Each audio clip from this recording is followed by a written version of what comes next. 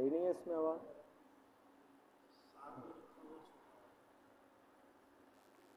नहीं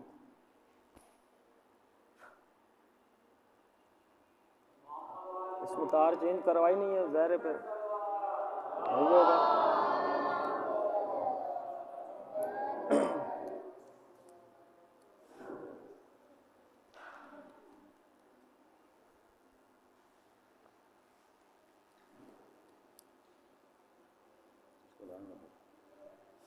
इसमें है ही नहीं, ज़ाहिर जब तार ही नहीं चेंज करवाई तो फिर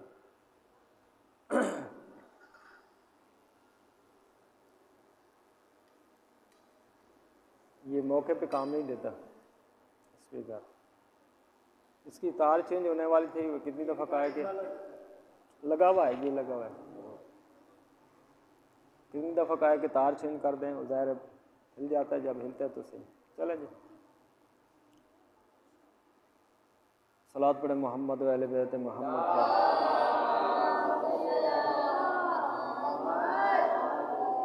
इसकी भी आवाज़ कम है, थोड़ी आवाज़ ज़्यादा करें।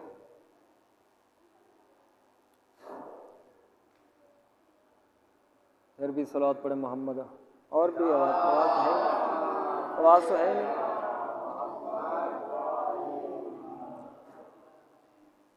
औज़ु बिल्लाह, इसकी आवाज़ कहाँ गई? नहीं है ही नहीं, ना स्पीकर है, नहीं कुछ भी नहीं। औज़ु बिल्लाह, बस ठीक है। औज़ु बिल्लाहि मिनर रजिसिन नजसिल खबीसिल मुख़बिसिश शैतानिर लईनिर रजीम। रब्बि इश्रह ली सदरी व यस्सिर ली अमरी वहलुल उक़दतम मिन लिसानी यफ़क़हू क़ौली। अल्हम्दुलिल्लाहिल्लज़ी ला यबलुगु मिदहतहुल क़ाइलून वला युअसी नअमाअहुल आदून।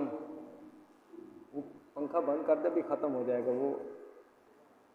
वला युअद्दी हक़्क़हुल मुज्तहिदून अल्लज़ी ला युद्रिकुहु बुअदुल हिमम वला यनालुहु गौसुल फ़तन अल्लज़ी लैसा लिसिफ़तिही हद्दुन मअदूद वला नअतुन मौजूद वला वक़्तुन ममदूद वला अजलुम ममदूद फ़तरल ख़लाइक़ बिक़ुदरतिह व नशरर रियाह बिरहमतिह व वत्तद बिस्सख़ूर मयदान अर्ज़िह सुम्मा अस्सलातु वस्सलामु अला अहलि बैतिहि तय्यबीन अत्ताहिरीन अल-मासूमीन अल्लज़ीना अज़हबल्लाहु अन्हुमुर रजसा व तह्हरहुम तत्हीरा।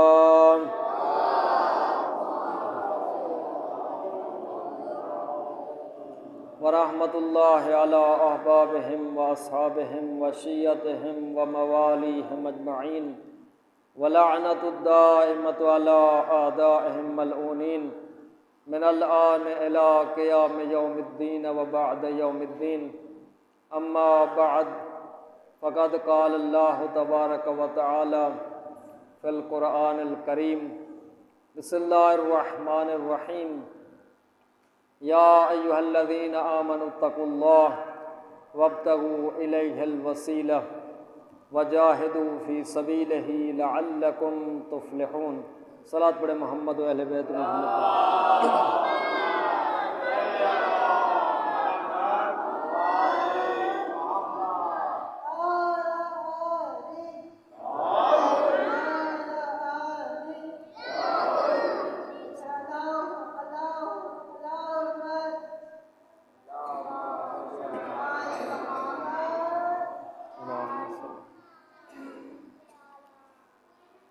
अशरा होना चाहिए, न लाइट का इंतज़ाम हो, न सही स्पीकर का इंतज़ाम हो।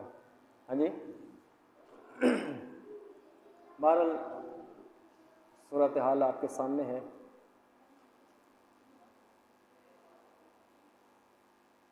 सामीन मोहतरम, दोस्तान व बुज़ुर्गान, आपकी खिदमत अक़दस में कुरान करीम सूरह मायदा की आयत नंबर 35 और सूरह अल-बक़रा की आयत नंबर 1 की तिलावत की जा रही है। 35 में अल्लाह ताबारक व तआला फरमाते हैं, औज़ु बिल्लाहि मिनश शैतानिर रजीम, बिस्मिल्लाहिर रहमानिर रहीम। या अय्युहल्लज़ीना आमनुत्तक़ुल्लाह वब्तगू इलैहिल वसीला वजाहिदू फ़ी सबीलिही लअल्लकुम तुफ़्लिहून। तिलावत करने का शर्फ हासिल किया है। बेटा खामोश होकर बैठो बेटा। और इस आय मुबारक में खुदावंद आलम ने मोमिनीन की जिम्मेदारियों को बयान फरमाया कि मोमिन की साहिबाने ईमान की और जो ईमान का दावा करते हैं उनकी क्या जिम्मेदारियां हैं।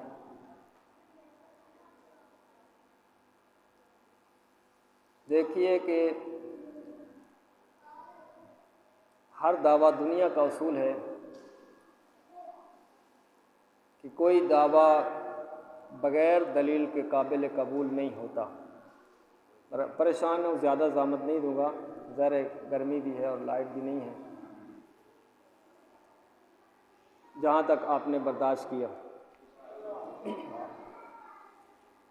दुनिया का ये असूल है कि कोई दावा बग़ैर दलील के काबिल कबूल नहीं होता। हमारा दावा क्या है? दावा ईमान है।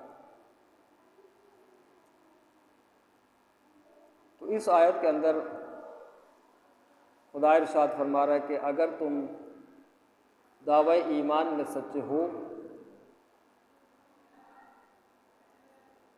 और इस दावे का सबूत पेश करो, दलील पेश करो। पहला दावा या पहली दलील इस आयत के अंदर जो जिक्र हुई है वो खिताब के ज़रिए से जिक्र हुई है। या अय्युहल्लज़ीना आमनु। खिताब क्या है? साहिबाने ईमान को है। यानी एक मोमिन की एक स्टेज और एक मकाम को मद्देनज़र रखकर खिताब किया गया है। ज़रा हमारा नाम मोमिन नहीं है। कुछ नाम क्या होते हैं? ज़ाती नाम होते हैं, और कुछ नाम क्या होते हैं? सिफाती होते हैं। ज़ाती नाम जिस तरह हम नाम रखते हैं किसी का, वो उसका ज़ाती नाम होता है। मोहम्मद, अली, फातिमा, हसन, हुसैन। ये हम अगर किसी का नाम रखते हैं तो ये उसकी ज़ात को बताता है कि इस नाम से मुराद ये फ़लाँ शख्स मुराद है। यानी फ़कत और फ़कत ये बताने के लिए, तारुफ़ के लिए हम नाम रखते हैं। लेकिन जो खुदावंद आलम अगर किसी का नाम रखता है, नाम मुअय्यन फरमाता है, तो फ़कत और फ़कत ज़ात मुराद नहीं होती, बल्कि खुदावंद आलम नाम रखते वक्त, क्योंकि खुदा आलिमुल गैब है, हर इंसान के हालात से वाकिफ़ है, हालात से आगाह है। उसके पैदा होने से पहले खुदा जानता है कि ये दुनिया में जाकर क्या करेगा, क्या अमल करेगा।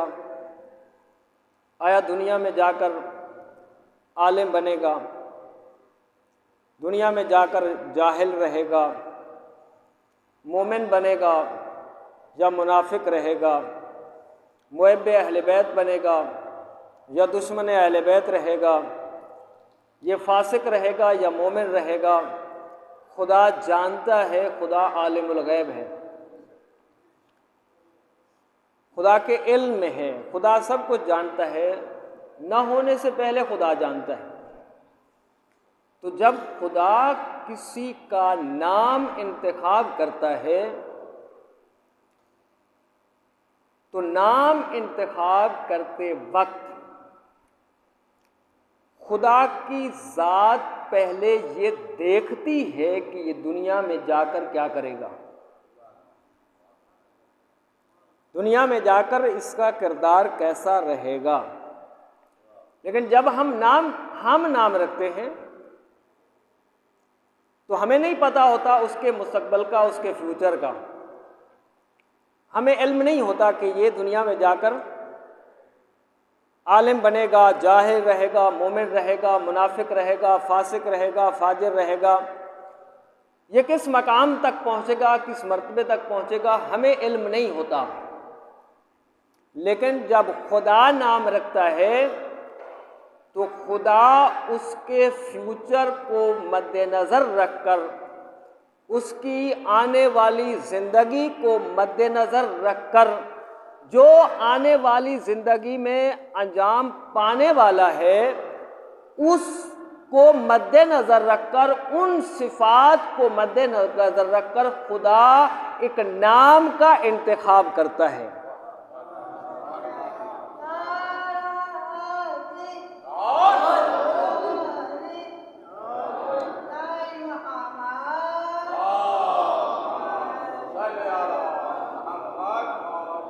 यानी नाम का इंतखाब करता है, यानी इस्म और मुसम्मा के दरमियान मुनासबत होती है। यानी जैसा मुसम्मा यानी जिसका नाम रखा जा रहा है, जैसा उसका किरदार होगा दुनिया में, अल्लाह वैसा ही नाम मुंतखब करेगा। अगर वो अल्लाह किसी का नाम रखता है अली, तो वो खुदा जानता है कि ये दुनिया में जाकर उन कमालात व फ़ज़ाइल के मर्तबे पर पहुँचेगा कि वो हर मकाम में अली और बुलंद नजर आएगा।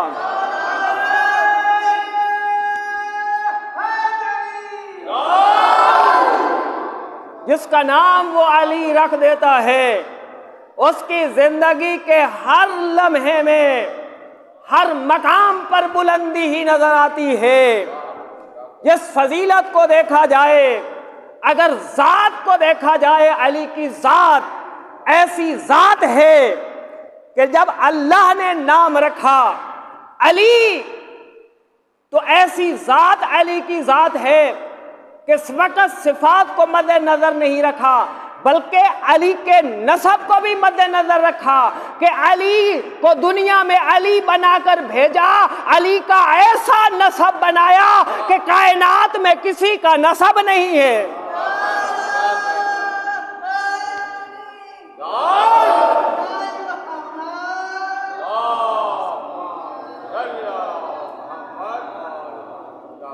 और कैसा दुनिया में आने का इंतखाब किया। और जब अल्लाह ने चाहा कि अली की तहारत की बुलंदियों को इस कायनात पर जाहिर करे, इस कायनात को बताए कि अली तहारत की किस मंजर पर फायद है, और खुदा ने ये नहीं चाहा कि अली दुनिया में जाकर अपना किरदार पेश करे, अपनी तहारत का सबूत पेश करे, नहीं, इसको ऐसे पाक मकाम पर भेजता हूं आते ही दुनिया ये समझ जाए कि जैसा भेजने वाला ताहिर है, इसी तरह आने वाला भी ताहिर है।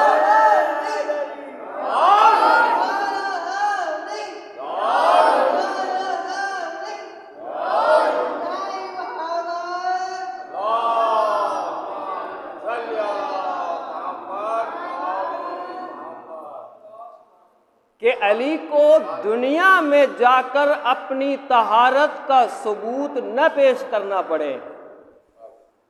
अगर इस कुरान के अंदर आयत ततहीर न भी होती, जो अहले बैत की तहारत का कसीदा पढ़ रही है, अगर ये आयत ततहीर न भी होती कि अली का काबे में आना इस बात की दलील है, जो आने वाला है वो भी ताहिर है, जो लाने वाली है वो भी ताहिरा है।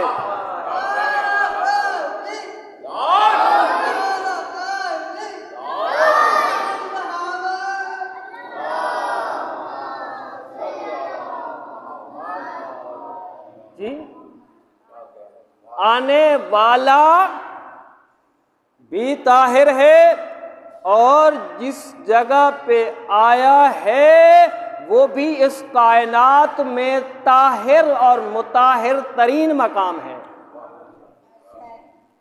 इस कायनात के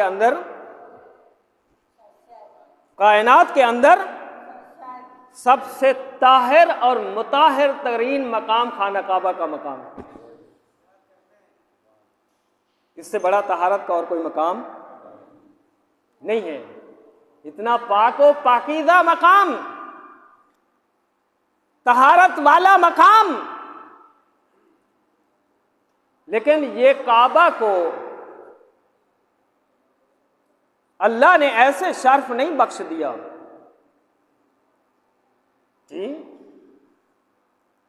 काबा को ये शर्फ हासिल नहीं है इस वजह से कि हम काबा को सजदा करते हैं, हम काबा की तरफ रुख करके नमाज पढ़ते हैं, हम काबा की तरफ रुख करके इबादत करते हैं।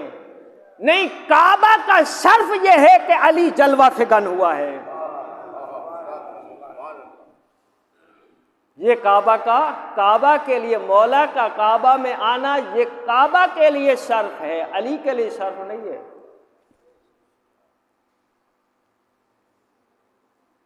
काबा के लिए देखिए, अल्लाह जब किसी को किसी मकाम के लिए,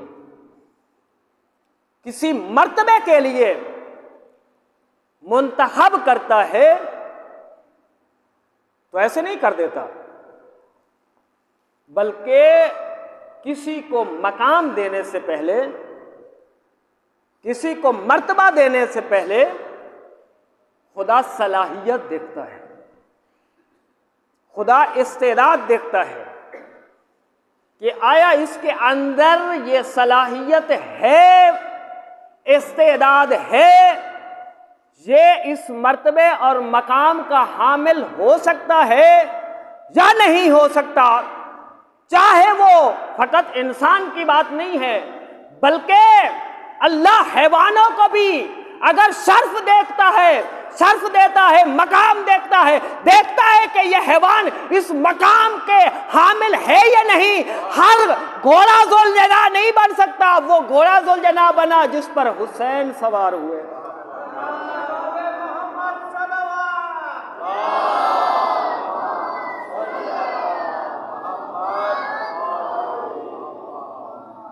वो घोड़ा, हर घोड़ा, हैवान को भी अल्लाह शर्फ देता है तो पहले देखता है, क्योंकि ज़ाहिर है हर कोई शर्फ को बर्दाश्त नहीं कर सकता जी। अगर जाहिल को आलिम का लिबास पहना दिया जाए, हाँ जी, तो इसमें किसकी तौहीन है? जिसने उस जाहिल को आलिम का लिबास पहनाया है, तो उसकी तौहीन है। ये कहा जाएगा कि इसको पता ही नहीं था, इसने जाहिल को आलिम का लिबास पहना दिया। तो इसमें अगर बगैर शरफ के फजीलत दी जाए तो फजीलत हासिल करने वाले की फकत तौहीन नहीं है, बल्कि फजीलत देने वाले की तौहीन है जी। अगर अहले बैत का इतना मकाम है, इतना शरफ है, इतनी अज़मत है, तो वो अल्लाह बताना चाहता है जब मेरा अली इतना मकाम का मालिक है, अज़मत का मालिक है, तो मैं अली का खालिक कितनी अज़मत का मालिक होगा।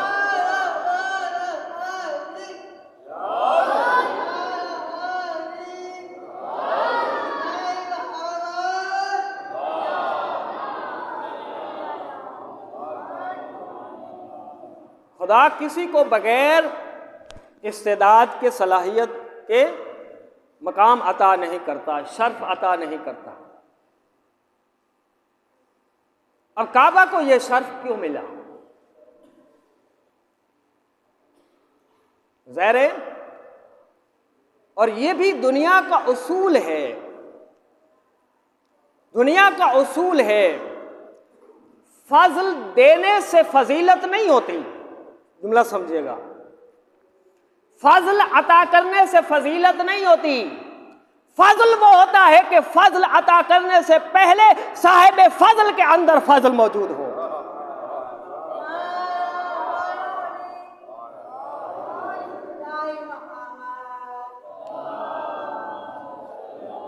बात समझ आई?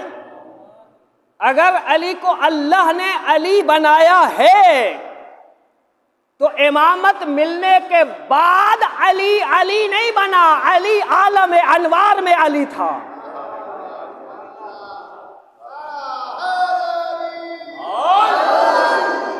अली इस दुनिया में आकर फजाइल का हामिल नहीं बना, इस दुनिया में आकर मुश्किल कुशा नहीं बना, बल्कि आलम अनवार में अली मुश्किल कुशा था। आलम अनवार में तो ये नहीं कि अहले बैत को मकाम इस दुनिया में आने के बाद मिला है, नहीं, वो इस मकाम के पहले हामिल थे और उनके अंदर सलाहियत थी, इस्तेदाद थी। जिस तरह कुरान करीम में खुदावंद आलम इरशाद फरमाता है, सलात पढ़े मोहम्मद व अहले बैत मोहम्मद पर।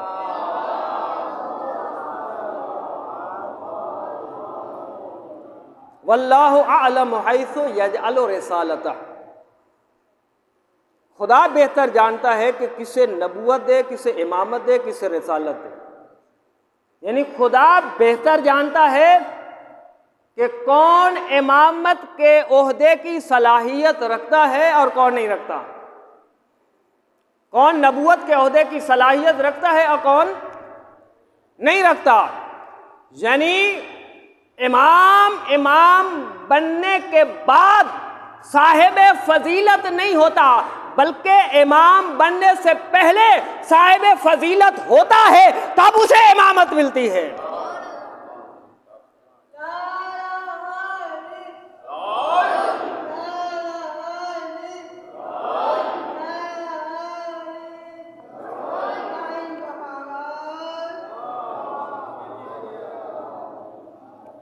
तब उसे मकाम मिलता है कि पहले वो साहिब फजीलत होता है। बात यह है कि अल्लाह ने खाना काबा जैसी अजीम सरजमीन को ये शर्फ क्यों बख्शा? वो अली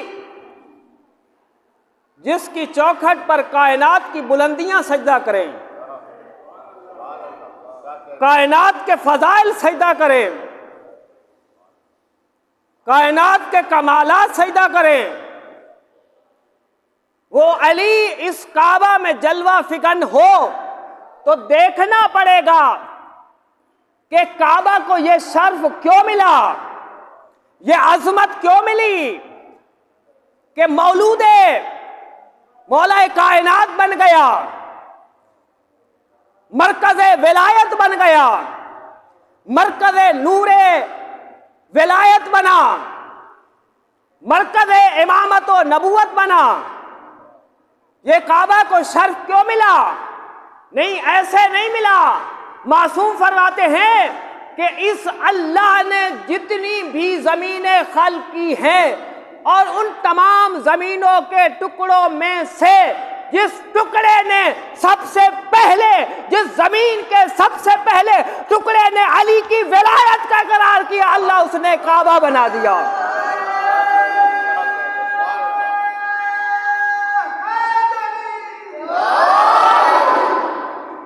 अल्लाह ने उसे काबा बना दिया।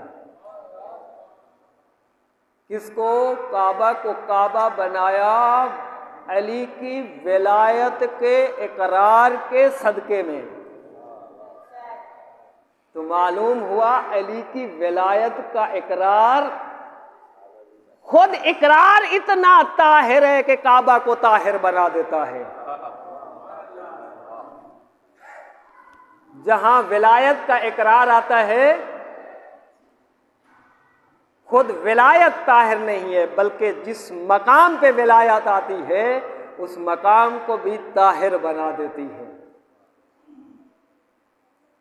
उस मकाम को भी पाकीज़ा बना देती है। मौला कायनात की विलायत। और इसी तरह बाकी चीज़ों के बारे में भी जिसको जो सबसे पहला मर्तबा मिला है, जिसको फरिश्तों में से जो सबसे अफजल मकाम मिला है जनाब जिब्राइल को, तो क्यों मिला?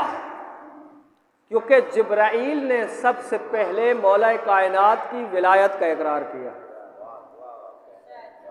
जी, काबा ने सबसे पहले मौला कायनात की विलायत का इकरार किया।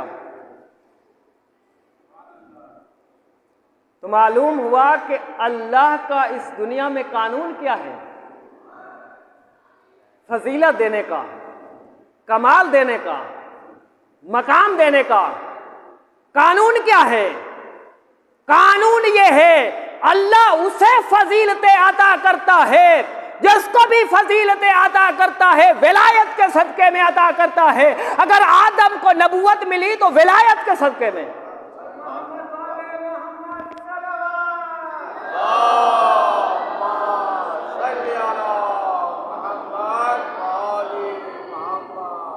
विलायत अगर मौला कायनात की ज़ाहिरी ज़िंदगी से शुरू नहीं होती, बल्कि विलायत की इब्तिदा खिलकत कायनात की इब्तिदा से है।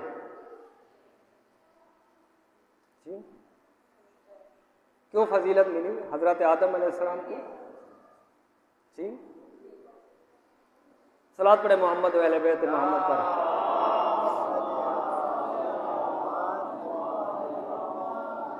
एक बात ज़हन में आ गई है, बहरहाल ये बात करके आपकी ज़हमत को तमाम करता हूँ। जब हज़रत आदम अलैहिस्सलाम की तख्लीक हुई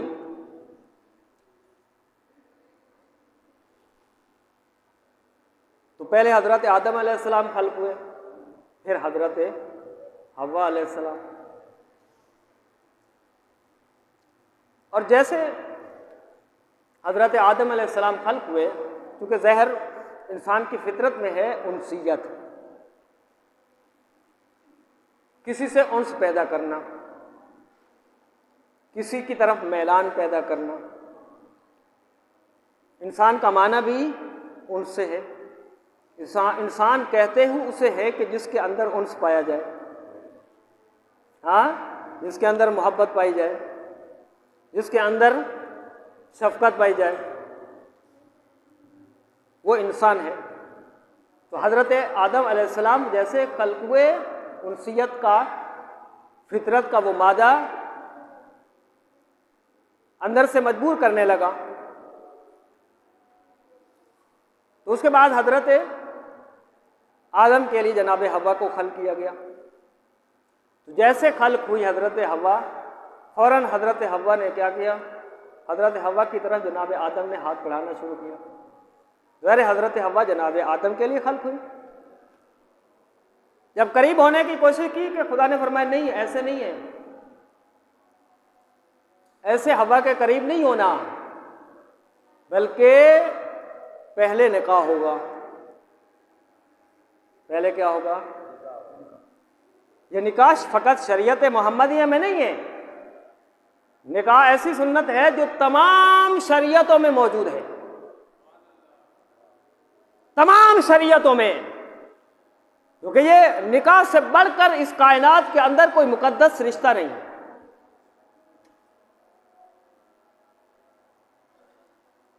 तो हज़रत आदम अलैहिस्सलाम से खुदा ने फरमाया नहीं है, निकाह होगा। जी, अब ज़ाहिर निकाह के लिए ये उसूल है, कितने बंदों की ज़रूरत होती है? हाँ, परेशान हो रहे हैं या ख़त्म कर दूं? हाँ, निकाह के लिए कितने बंदों की ज़रूरत होती है?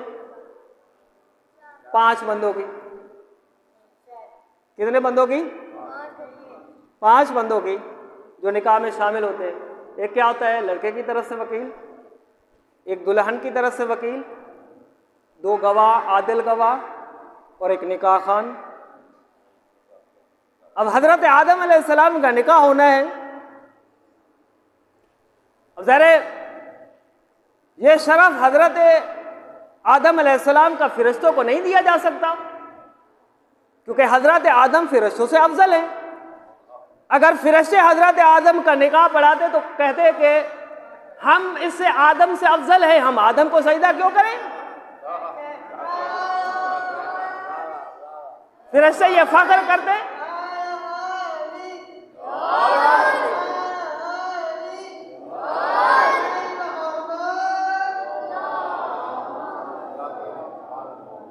फिरिश्ते कहते कि हम क्यों सजदा करें?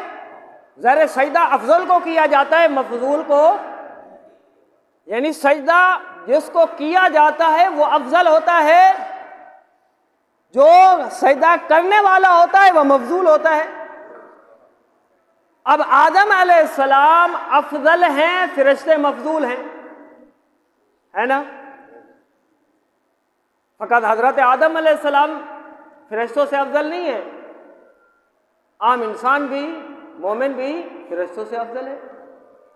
इमाम रिज़ा अलैहिस्सलाम फरमाते हैं कि इन्नल मलाइकत लखुद्दामना व खुद्दाम मुहिब्बीना, मलाइका हमारे भी नौकर हैं, हमारे मानने वालों के भी नौकर हैं, हमारे भी खादिम हैं, हमारे मानने वालों को भी खादिम हैं। तो अगर फिरिश्तों से खुदा निकाह पढ़वाता तो कहते कि हम अफजल है, हम इसको सजदा नहीं करते। अच्छा, फिरिश्ते तो चले गए, अब बाकी रह गए जिन। शैतान तो था उस वक्त, था या नहीं था?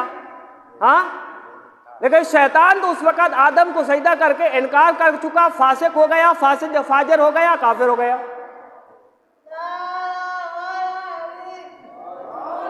अब वो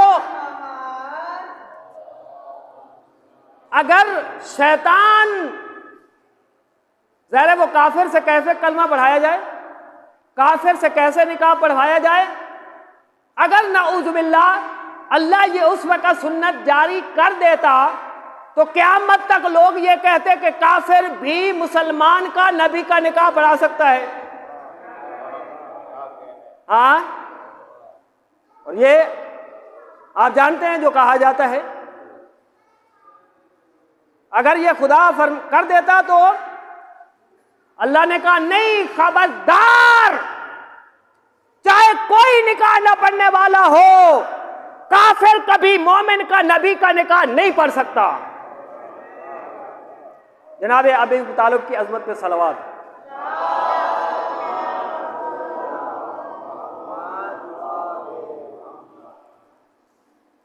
मेरी तरफ तवज्जो करें, तबरुक आप गोद में रख देंगे, फिर भी सलात पढ़े मोहम्मद व अहले बैत।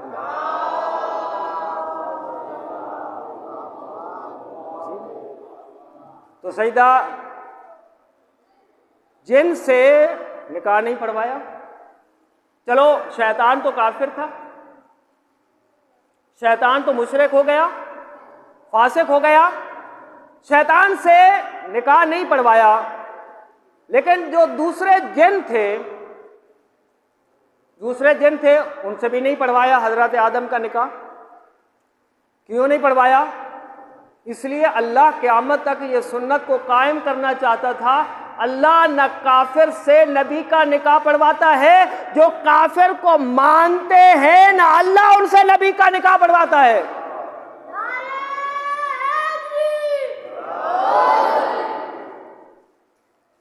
निकाह के लिए फिरिश्ते भी नहीं पढ़ सकते, शैतान भी नहीं पढ़ सकता, शैतान जिन है ना, बाकी जिन भी नहीं पढ़ सकते। अब निकाह होना है हजरत आदम अलैहिस्सलाम का। अब निकाह के लिए 5 बंदों की ज़रूरत है। अब हजरत आदम अलैहिस्सलाम इधर उधर देख रहे हैं, हमारा और आपका बाबा पहली मुश्किल में पड़ गए, पैदा होते ही मुश्किल में पड़ गए, लेकिन फिर भी घबराए नहीं, परेशान नहीं हुए, क्योंकि जानते थे, हजरत आदम जानते थे अगरचे मैं इस वक्त मुश्किल में हूं, लेकिन अल्लाह ने मुश्किल को हल करने के लिए पैदा कर रखे हैं।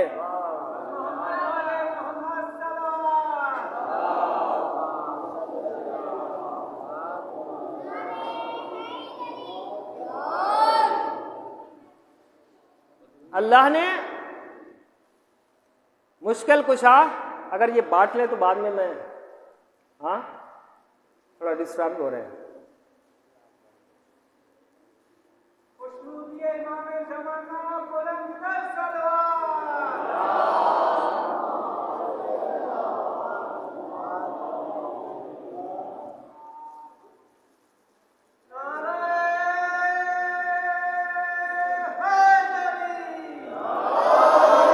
हज़रत आदम अलैहिस्सलाम यकीन रखते थे कि कोई ना कोई मुश्किल कुशा है।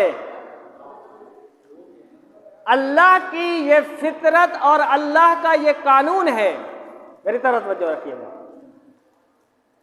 अल्लाह का ये कानून है कि किसी को उस वक्त तक किसी को मुश्किल में नहीं डालता, मुश्किल से डालने से पहले अल्लाह मुश्किल कुशा बनाता है, फिर मखलूक को मुश्किल में डालता है।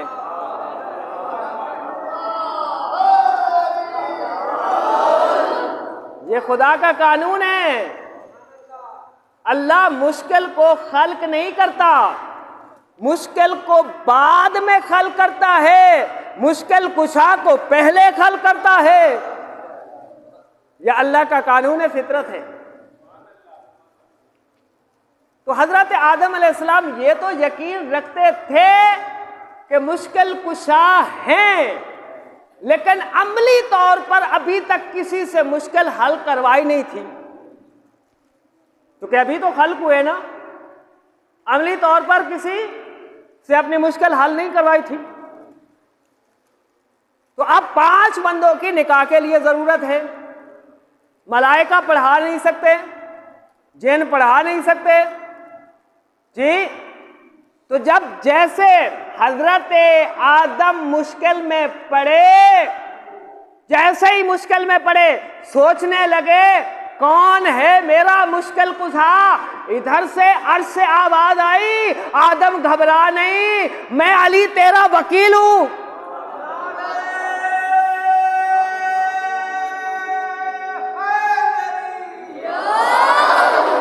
जी, अदब का ये मकाम है, क्योंकि अदब के लिए अदब का तकाजा ये है कि निकाह में दुल्हा खुद हाँ न करे। ये अदब की बात है ना, एहतराम की बात है जी,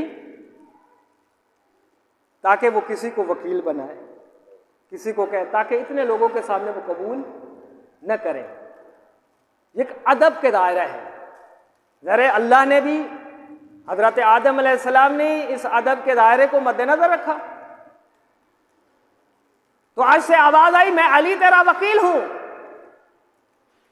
अब हजरत हव्वा परेशान हुई, मेरी कौन वकालत करेगा। जैसे परेशान हुई, अर्श की दूसरी जानिब आवाज आई, हव्वा परेशान न हो, मैं फातिमा तेरी वकील हूं।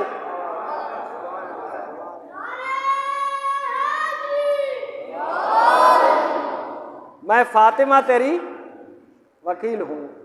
और इमाम हसन और इमाम हुसैन ने आवाज देकर कहा कि आदम, हम तेरी मुश्किल कुशाई करने के लिए, मुश्किल को हल करने के लिए हसन और हुसैन मौजूद हैं, आज से हम तेरे गवाह हैं।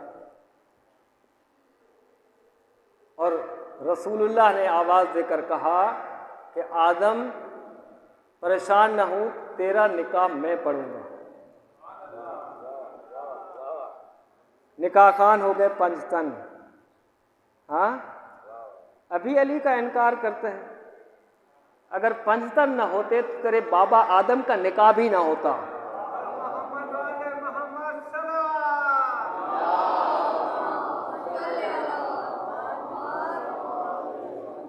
नऊज़ बिल्लाह, अगर निकाह ना होता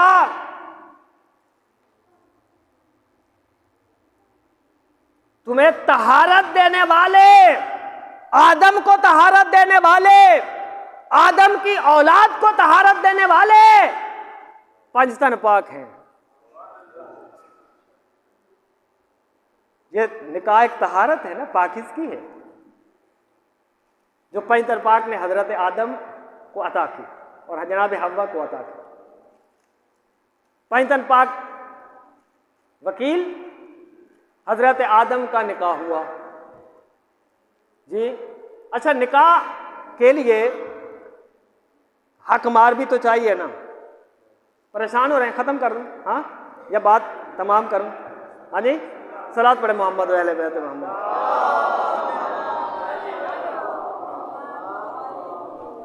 हजरत आदम अलैहिस्सलाम, अब ज़ाहिर जानते हैं हक मार चाहिए निकाह के लिए। अब हजरत आदम अलैहिस्सलाम ने तो कोई माया ही नहीं है, अभी खल्क हुए।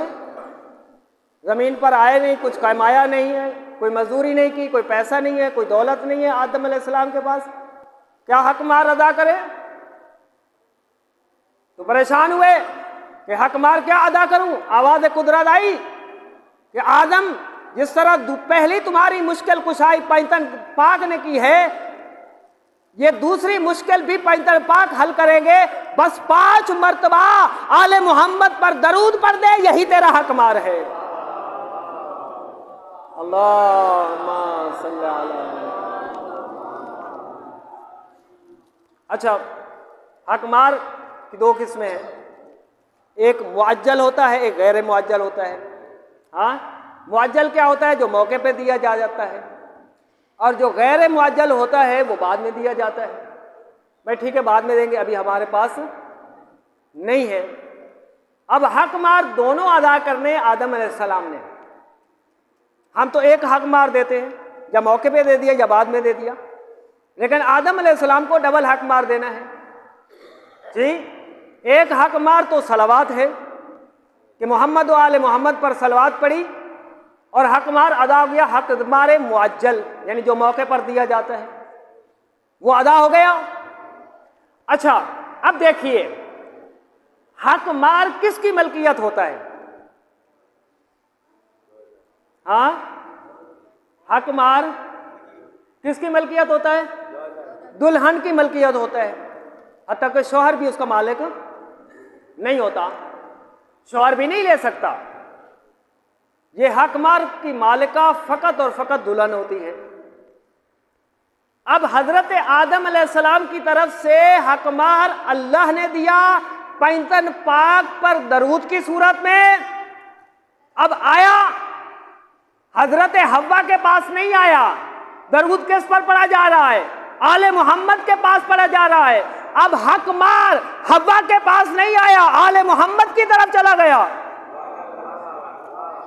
हालांकि मालिकन दुल्हन होती है, दुल्हन के पास आना चाहिए। ज़ाहिर जब आप सलवात पढ़ दे अल्लाहुम्मा सल्ली अला मुहम्मद व आल मोहम्मद, यानी अल्लाह मोहम्मद व आले मोहम्मद के फ़ज़ाइल को इस दुनिया पर ज़ाहिर कर।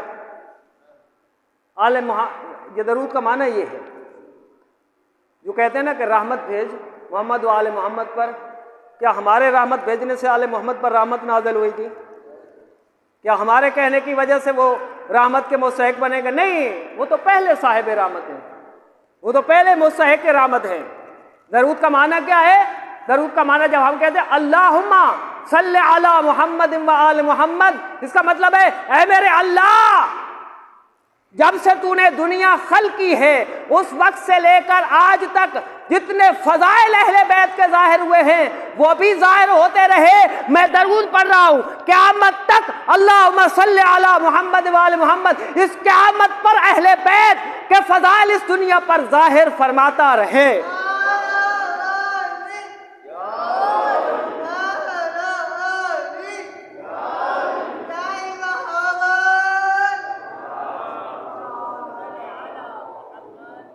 दरूद का माना ये, मेरे अल्लाह फज़ाइल ज़ाहिर फरमा। क़यामत तक तमाम नबियों ने दरूद पढ़ा, मलाइका ने पढ़ा, पूरी कायनात पढ़ रही है, और क़यामत तक दरूद होता रहेगा। और जन्नत में भी दरूद होगा। जन्नत में भी क्या ख़त्म हो जाएगा सलवात वाली इबादत? हाँ, फकत दुनिया में रहेगी? नहीं, जन्नत में भी जो अफजल तरीन जिक्र होगा वो मोहम्मद व आले मोहम्मद पर दरूद होगा, क्योंकि इससे अफजल कोई जिक्र नहीं है, कोई अफजल जिक्र नहीं है। और अफजल जिक्र, जो अफजल जिक्र जन्नत में होगा वो मोहम्मद व आले मोहम्मद पर दरूद होगा। तमाम मोमिनीन मोहम्मद व आले मोहम्मद पर दरूद पढ़ते रहेंगे। क्या मतलब? कहते रहेंगे खुदाया जितना दुनिया में अहले बैत के फजाइल जाहिर करने का हक था उतना दुनिया पर जाहिर न हो सके। अब क़यामत में लोग आ गए मोमिन जन्नत में, अब इनको हकीकी फजाइल बताओ आले मोहम्मद के।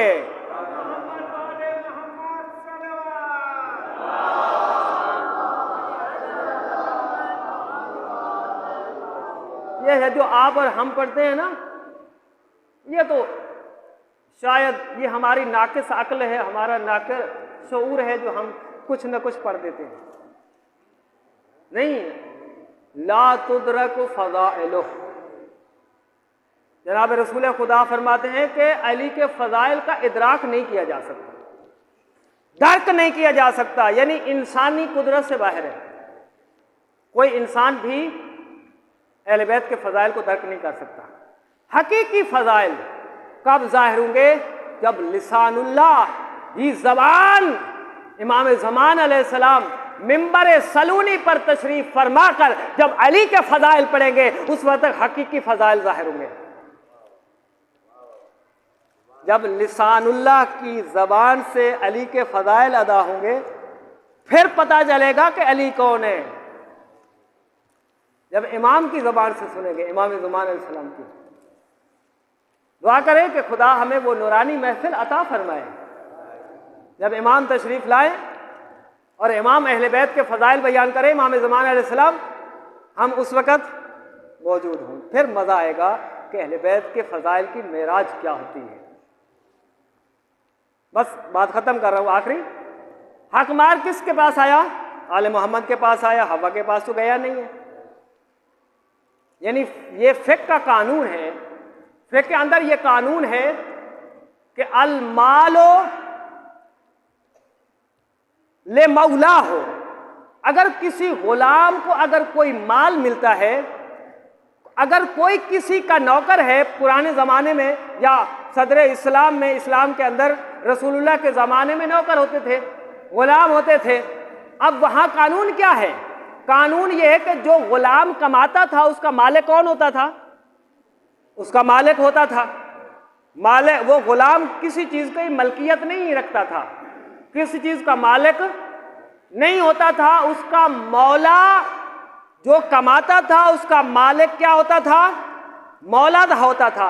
ये फ़िक़्ह है अहले बैत का, ये कानून है, फ़िक़्ह आले मोहम्मद का ये कानून है कि जो अब्द, जो गुलाम कमाता है, उसका मालिक वो नहीं बनता, उसका मौला बनता है। तो हकमार हवा के पास नहीं आया, आले मोहम्मद के पास आया। मालूम हुआ हवा आले मोहम्मद की कनीज़ों में से एक कनीज़ है। जी, ये था हकमार मुअज्जल, जो मौके पे अदा किया। और दूसरा हकमार क्या है? गैर मुअज्जल, यानी जो बाद में हजरत आदम अलैहिस्सलाम ने अदा करना है। वो क्या है? वो आवाज़ कुदरत आई, ऐ आदम तुम्हारा हकमार गैर मुअज्जल ये है कि जब जमीन पर जाओ, तुम्हारी ड्यूटी ये है जब तक जिंदा रहो अली के और अहले बैत के फ़ज़ाइल पढ़ो, लोगों को बताओ और अपनी औलाद को भी वसीयत करे कि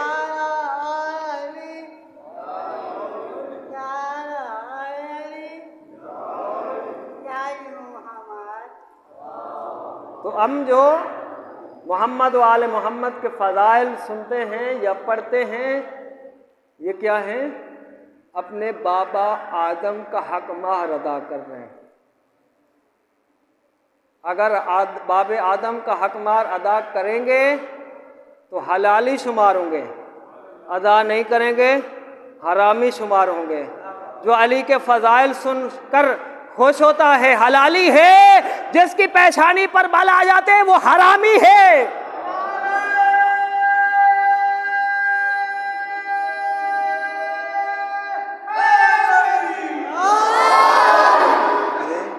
और ये हक मार जब तक हम जिंदा हैं हमने अदा करना है, हमारी ड्यूटी है, हमारा फर्ज है। बस अजीज़ान, मादरत आपका मैंने बहुत टाइम ले लिया। खुदावंद आलम आपकी इस इबादत को कबूल फरमाए। और ज़ाहिर है कि अहले बैत के फ़ज़ाइल से बढ़कर कोई इबादत नहीं है। ये अयाम अयाम अज़ा हैं, अज़ाम अय्याम मुसीबत है।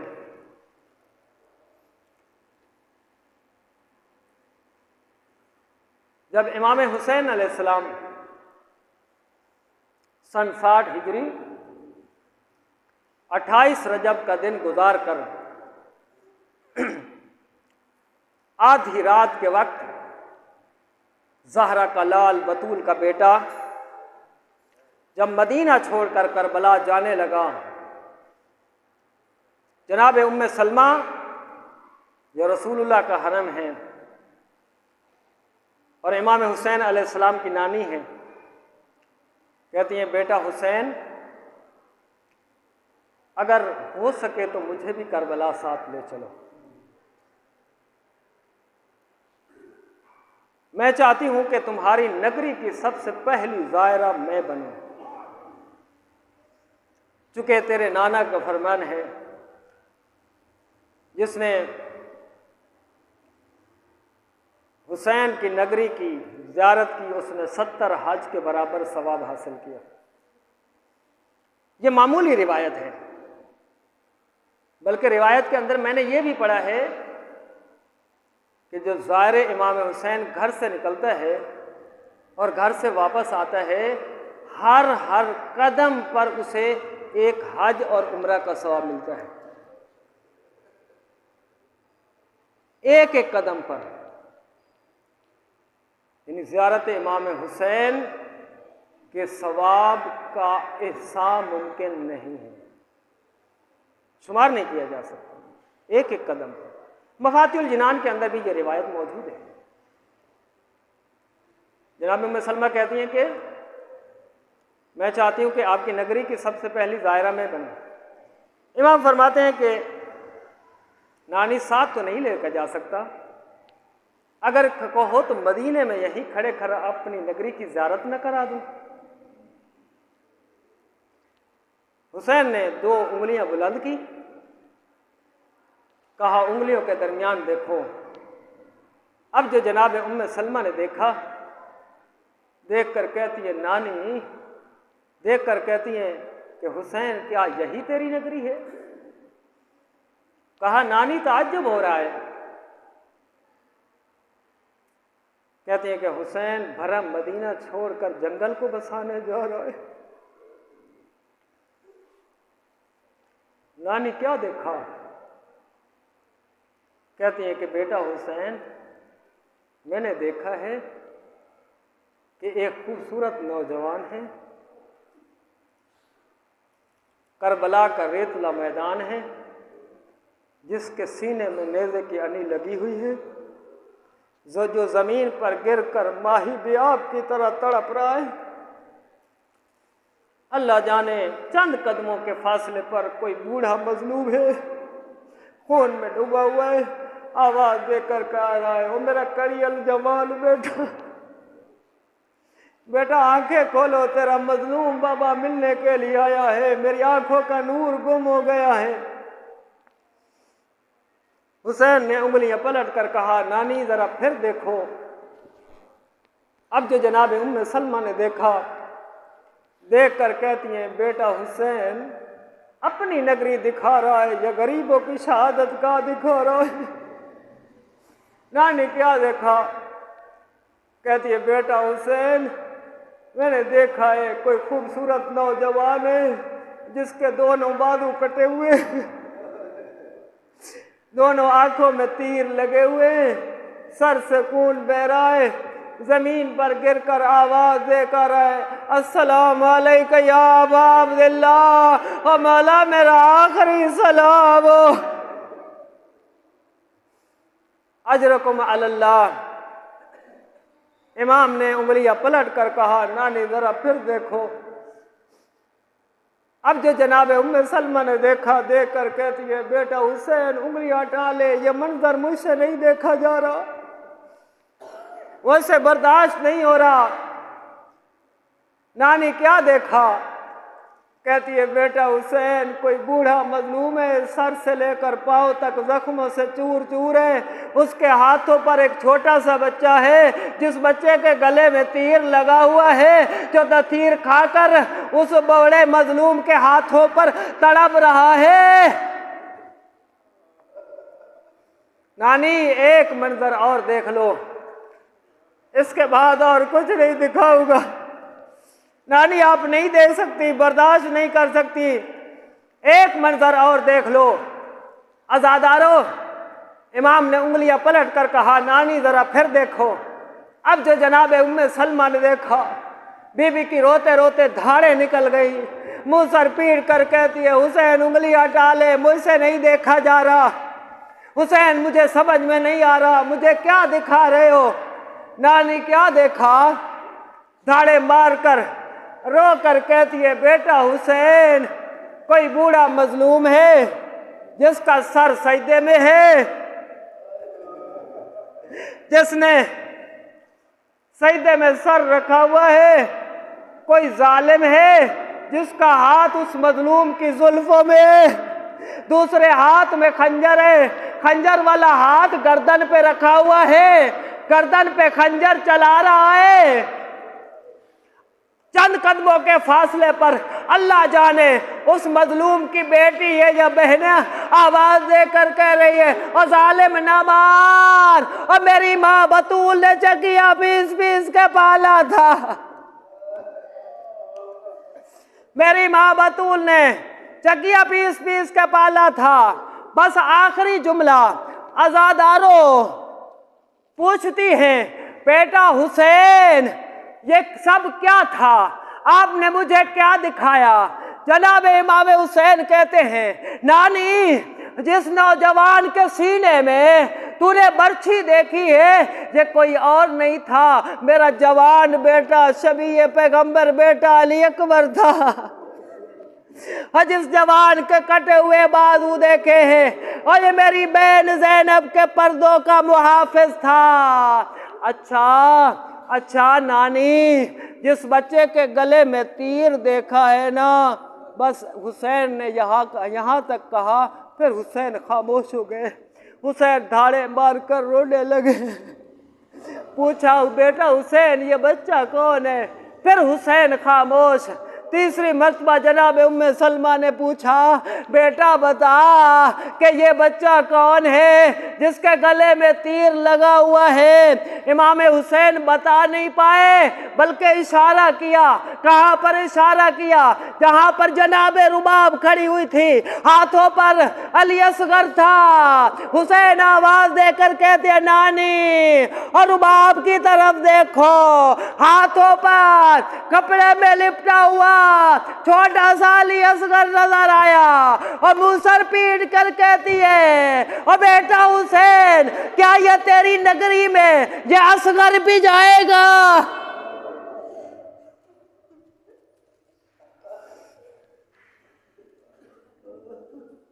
वसयअलमुल्लज़ीना ज़लमू अय्यमुनक़लबिन यनक़लिबून व आखिरु दावाना अनिल हम्दुलिल्लाहि रब्बिल आलमीन। मातम हुसैन।